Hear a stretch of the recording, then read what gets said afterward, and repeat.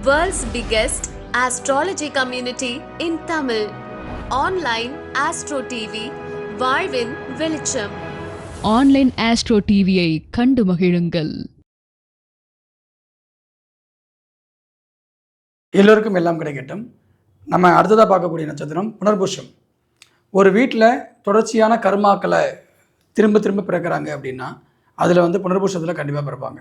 சனி கர்மாவை யார் வாங்கினாலும் சரி, கண்டிப்பாக அவங்க வீட்டில் பழைய கர்மாக்கள் தான் புதுப்பிக்கப்படும். ஸோ ஏற்கனவே பிறந்தவங்க அவங்களே தான் திரும்பி பிறந்திருக்காங்கன்னு அர்த்தம். அப்போ புனர்பூஷத்தில் பிறக்கிறவங்க பார்த்திங்கன்னா உங்களுடைய நல்ல அல்லது தீய பலன்களை அனுபவிக்க பிறந்தவர்கள்னு அர்த்தம். தன்னுடைய தந்தை வழி கடன்களை அனுபவிக்க பிறந்தவர்கள்னு அர்த்தம்.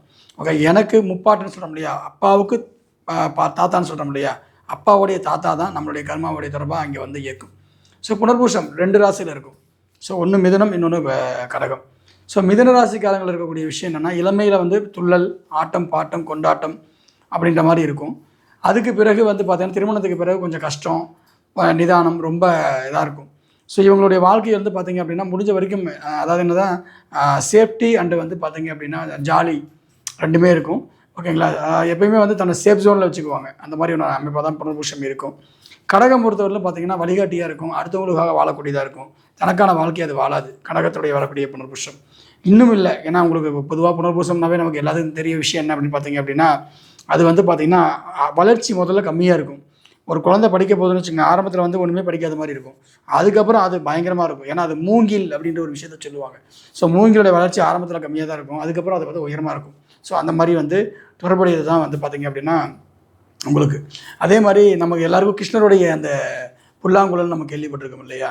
அந்த புல்லாங்குழல் அப்படின்றது பார்த்திங்கன்னா கிருஷ்ணரே ஜெயிக்கிறதுக்கு அதோடைய 4வது நட்சத்திரத்தை அவர் இயக்கிறதுனால தான் அது ஜெயிக்க முடிஞ்சது. இந்த மாதிரி நிறைய விஷயங்களுடைய தொடர்புகள் ஒவ்வொரு நம்ம வாழ்ந்த மகாராஜாக்கள்லேருந்து, அதே மாதிரி பார்த்திங்கன்னா புராண இதிகாசத்தில் வரக்கூடிய வரலாறுகள்லேருந்து, நம்ம எடுக்கக்கூடிய கதைகள்லேருந்து ஏன் இந்த பொருளை அவங்க பயன்படுத்தினாங்க, எதனால் அதை யூஸ் பண்ணாங்கன்ற விஷயங்கள் எல்லாமே நம்ம வகுப்பில் கற்றுக்க போகிறோம்.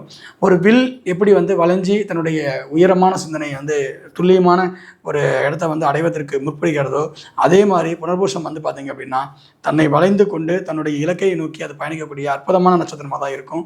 இது சார்ந்த விஷயங்களை மேலும் நிறைய விஷயங்களை நம்ம வகுப்பில் பார்க்குறோம். வகுப்பு வரக்கூடிய 22ஆம் தேதி எனக்கு தொடங்க இருக்குது.